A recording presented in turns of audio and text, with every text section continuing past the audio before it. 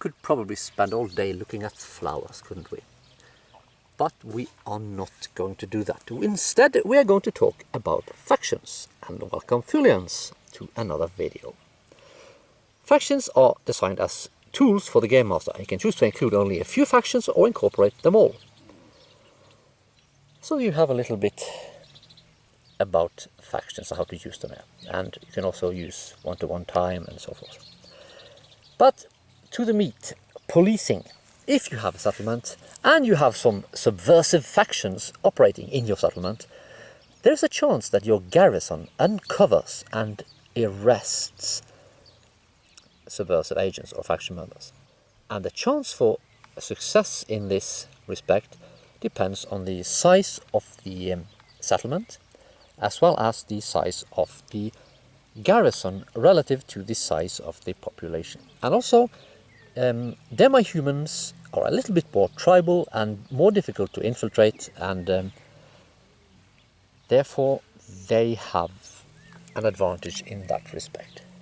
There are also rules here for how members of thieves guilds have a little bit of an advantage if they are being arrested, because they can evade arrest, and of course also escape capture if captured already.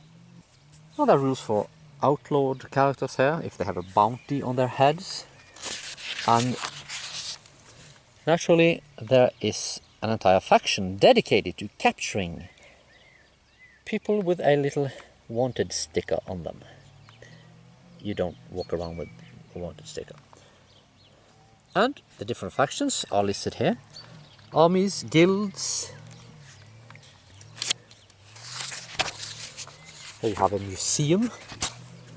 Rangers, Merchants Guild, Thieves Guild, Thieves Guild.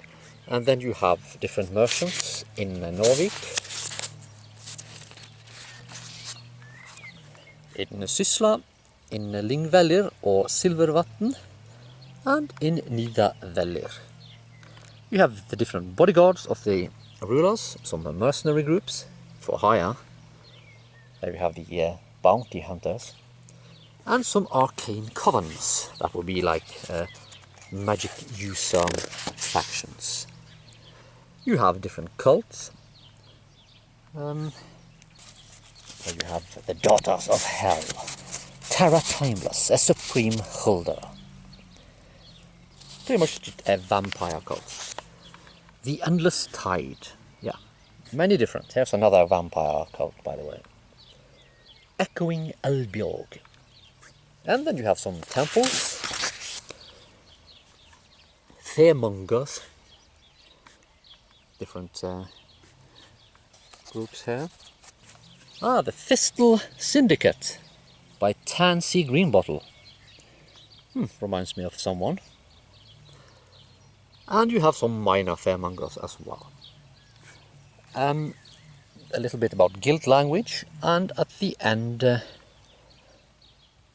piece about humanoid encounters. Because the dispositions can change, and this is a piece explaining how to do that in the best way possible. The next time I will talk about expert treasures and magic items, looting settlements and such, and probably also about expert creatures, because there's more about that as well. Thank you for watching. Bye bye.